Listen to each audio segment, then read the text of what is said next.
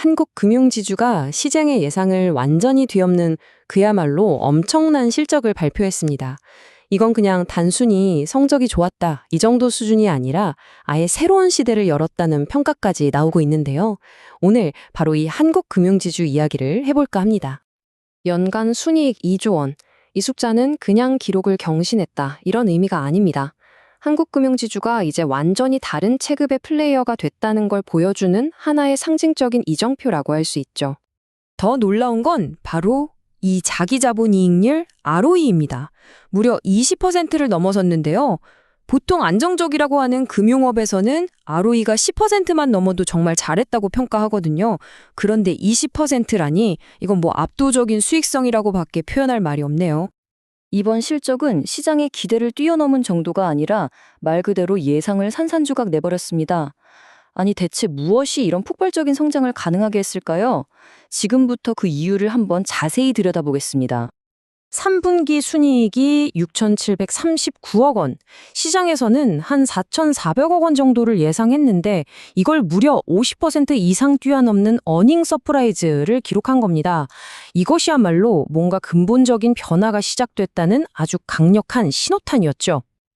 자, 그럼 이 어닝 서프라이즈는 도대체 어디서 온 걸까요? 이 기록적인 분기 실적의 비밀을 하나씩 파헤쳐보겠습니다. 한 애널리스트는 이 상황을 아주 명쾌하게 표현했습니다. 강력한 자본을 갖춘 증권사가 제대로 탄력을 받았을 때 어떤 일이 벌어지는지 보여주는 교과서적인 사례라고 말이죠. 그러니까 이게 그냥 운이 좋아서 터진 게 아니라는 겁니다. 성장은 그야말로 전방위적이었습니다.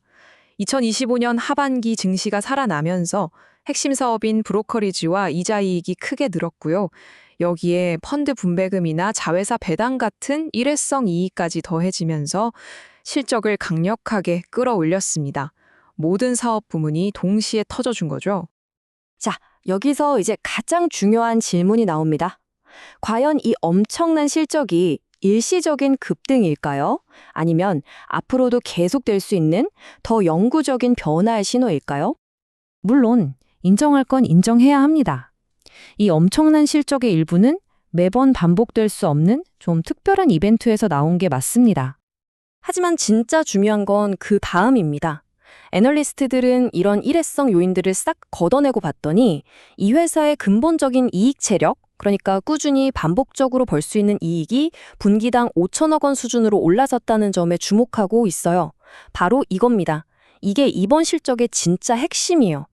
반짝 대박이 아니라 회사의 기초 체력이 완전히 강해졌다는 뜻이니까요. 바로 이 점 때문에 이번 실적을 단순한 깜짝 쇼가 아니라 장기적인 성장 스토리로 봐야 하는 겁니다.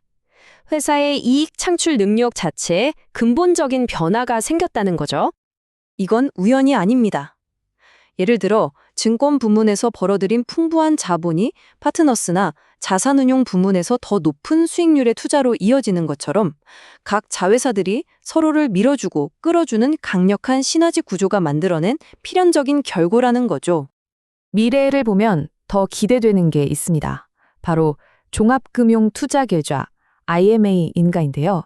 이게 왜 중요하냐면 만약 인가가 되면 회사가 지금보다 훨씬 큰 규모의 자기 자본을 직접 운용해서 훨씬 공격적인 트레이딩을 할 수 있게 되거든요. 말 그대로 새로운 성장 엔진이 하나 더 장착되는 셈입니다.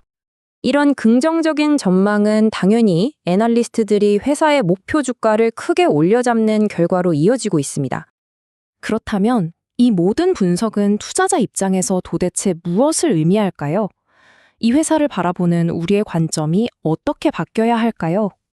애널리스트들이 공통적으로 강조하는 핵심 메시지가 바로 이겁니다. 단순히 이익이 늘어난 게 아니라 회사의 구조 자체가 달라졌다. 이게 바로 모든 변화를 관통하는 가장 중요한 포인트입니다. 따라서 이제는 관점을 바꿔야 합니다.